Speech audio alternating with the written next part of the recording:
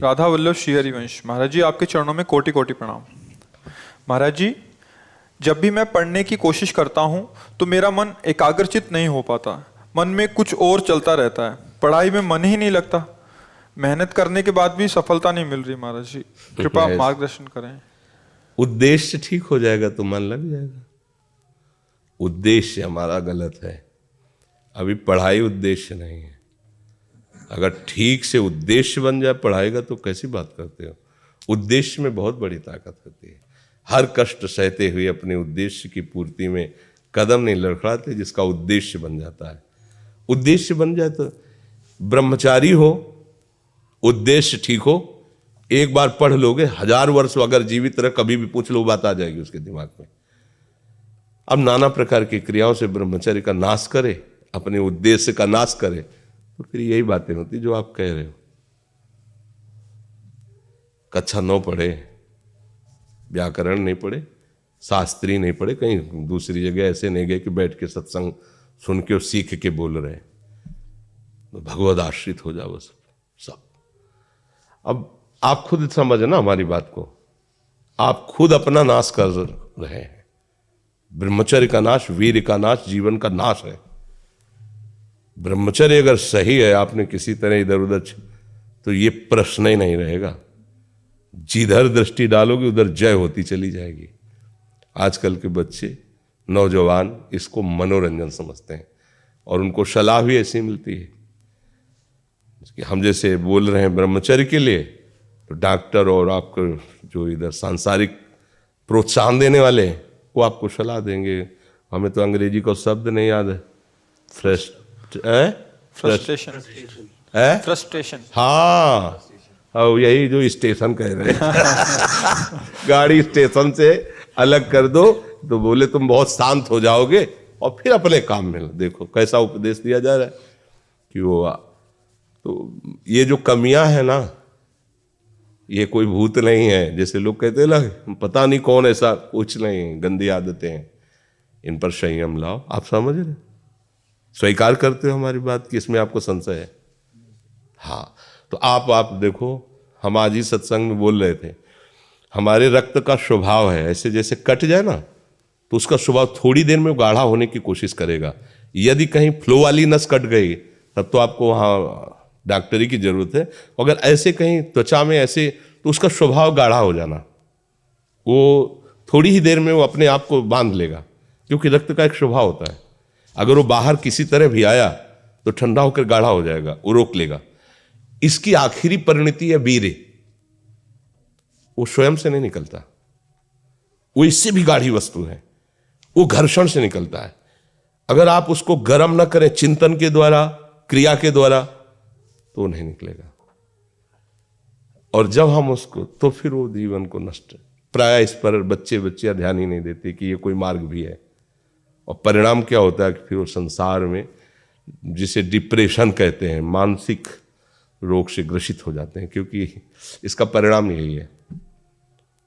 या तो आपको प्रमाद और आलस्य युक्त होकर समाज से अलग पड़ा रहना पड़ेगा, और या फिर आखिरी कि आत्महत्या कर लें, ऐसी सलाह आपका मन देगा, ऐसी स्थिति में पहुंचा देगा। इसलिए हमें लगता है जब तक ब्याह न हो तब तक ब्रह्मचर्य से रहो, ब्याह भी हो जाए तो संयम से रहे। ये जीवनी शक्ति है, ये किसी के साथ खिलवाड़ नहीं करना चाहिए। पढ़ाई लिखाई वो कैसे तुम्हें बताए, अभी आप छेड़ना मत। जैसे लोग कहते ना, मैं बहुत परेशान हूं, कुछ करता नहीं हूं, ऐसा हो जाता है वैसा हो जाता है, तो आपको हम बता रहे रक्त का स्वभाव है जैसे, तो इसकी आखिरी परिणति है वो वीर। उसका स्वभाव नहीं है बहना, उसका स्वभाव ऐसा है, उसको जब तक ताप नहीं लगेगा तब तक वो बाहर नहीं हो सकता। आपने गलत अभ्यास किया, माना 2-4 महीने 5 महीने वो अपने अभ्यासवश पतित होगा, लेकिन आप छोड़िए, उसका चिंतन छोड़िए, उसकी क्रिया छोड़िए, अपने आप वैसे हो जाएगा। जैसे रक्त है, आप 1 महीने में देना शुरू करो, जो देने का नियत कितना, 100-200 ग्राम 500 ग्राम जो भी दिए, 300 जो भी आप दीजिए, हर महीने तैयार हो जाएगा। और आप ना दीजिए तो आपके शरीर को अभ्यास हो जाएगा, आप दीजिए तो शरीर को अभ्यास हो जाएगा। वो शरीर, अगर आप रोज 300 तो फिर क्या होगा? आप मर जाओगे। समझ रहे हो ना?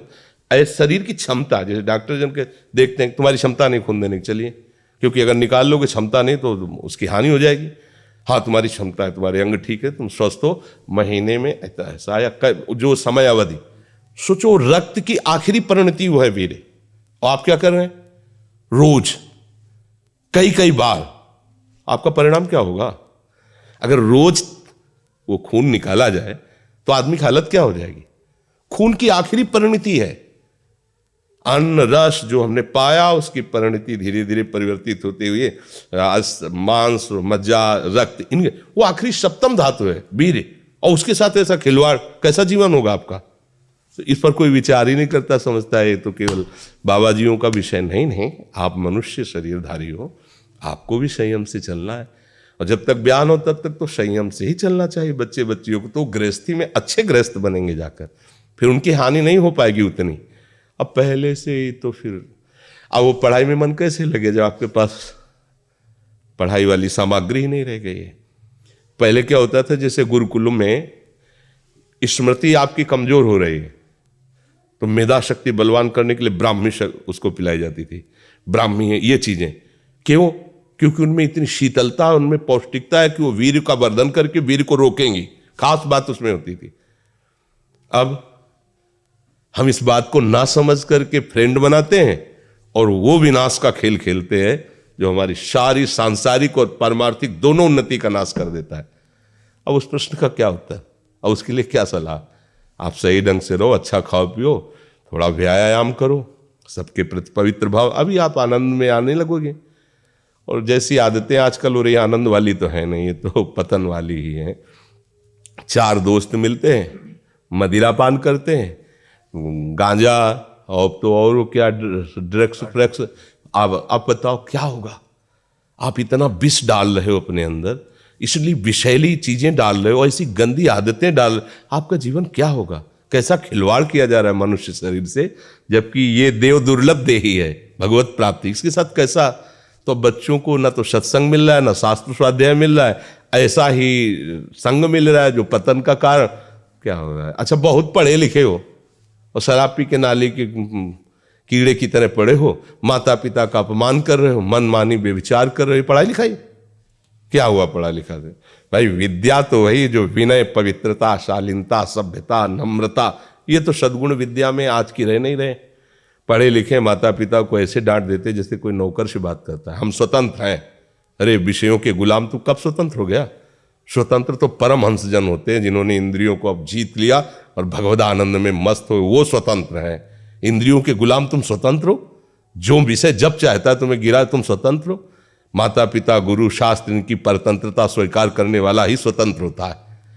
ये मनमानी आचरण जो आजकल समाज में विस्तृत हो रहे हैं ना, ये पतन, अशांति और पाप का कारण बनते हैं, जो बहुत हानिकारक है। तो बच्चा सावधानी से रहो, जो बचा है उसको संभाल लो जीवन। जब से ज्ञान हो जाए तब से अपने को संभाल ले। भाई पूर्व में गलती हो गई, आगे सुधार लेते हैं।